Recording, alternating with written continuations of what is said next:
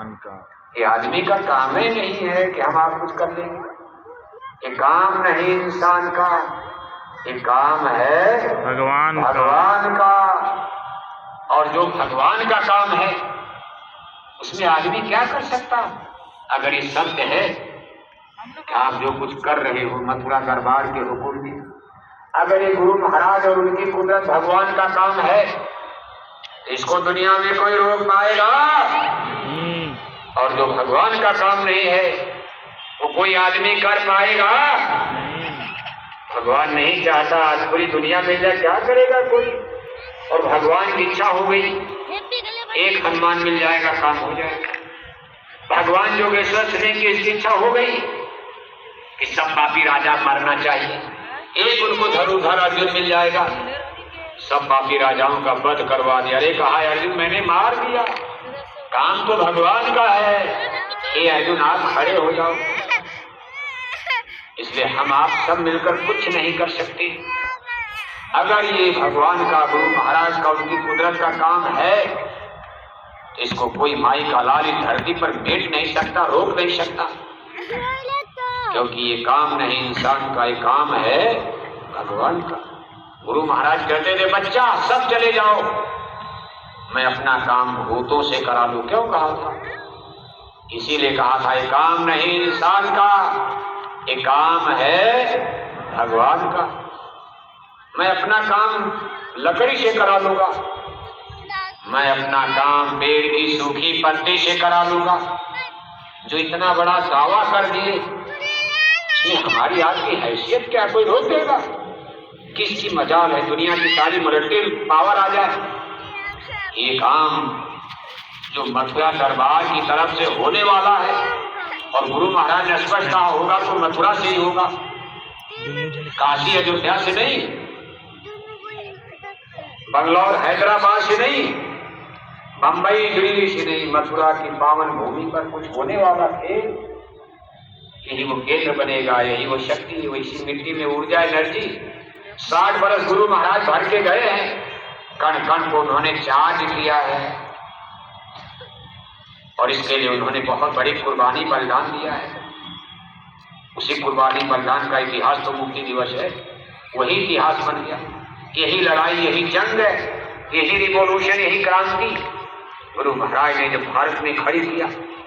70, 72, 74, 75 दिल्ली की सल्तनत डगमगा गई थी, गड़गड़ गड़गड़ कांप गई थी, और डर भय में आकर के जेल, इमरजेंसी में जेल में डलवा दिया। कहने का मतलब यह है कि संघर्ष है, इतना आसान नहीं। इसलिए अपना जो कुछ आपसे हो सके बस अपना लकड़ी डंडा लगा के खड़े रहो, काम तो होना है। आप देख रहे हो अपने आप डेवलप हो रहा। लोग सोचते थे मथुरा उजड़ जाएगा, बर्बाद हो जाएगा, लेकिन ऐसा होता नजर उल्टा हो रहा है, मथुरा आबाद होता जा रहा है। लोग सोचते थे पूज महाराज जी क्या कर पाएंगे, कुछ नहीं जानते, लेकिन पूज महाराज जी ने सब बता दिया।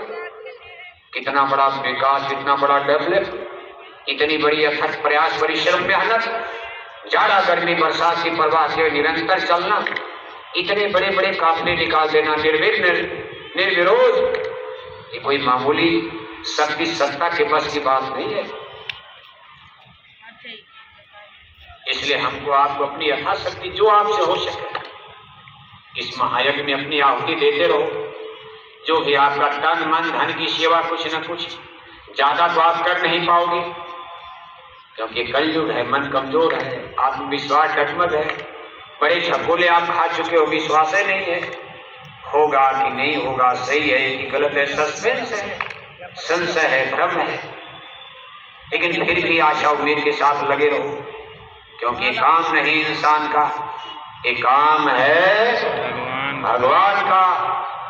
तो देखो आप, सर्वानंद कहानी छूट जाएगी बीच में, कहानी तो पहले सुनवाओ।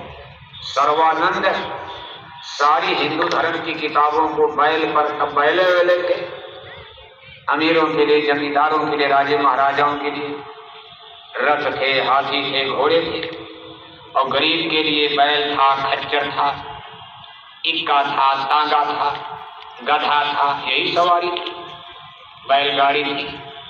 उसमें कोई हेलीकॉप्टर, कार, मोटरसाइकिल तो थी नहीं। सर्वानंद जो ब्राह्मण थे, सारी किताबों को बैल पर लाद कर साथ साथ चलते थे। क्यों? इसलिए कि कहीं कोई उल्टी फंसेगी, बात विवाद में कोई बात तर्क वितर्क में गड़बड़ आएगी तो ये किताब खोलकर प्रमाण दिखाएंगे कि मेरी बात सच्ची, आपकी बात गलत। किताब उनको पढ़ना हो तो सब पढ़े लिखे विद्वान थे, लेकिन दूसरे को बताने के लिए, प्रमाण के लिए कि भाई देखो ये किताब में सही है, हमारी बात सही, आपकी गलत, प्रमाण देने के लिए साथ में लेकर चलते थे। जब सब घूम घाम के लौटे, सब आचार्य प्राचार्य शंकराचार्य भारत के बड़े बड़े प्रभु को पराजित कर दिया।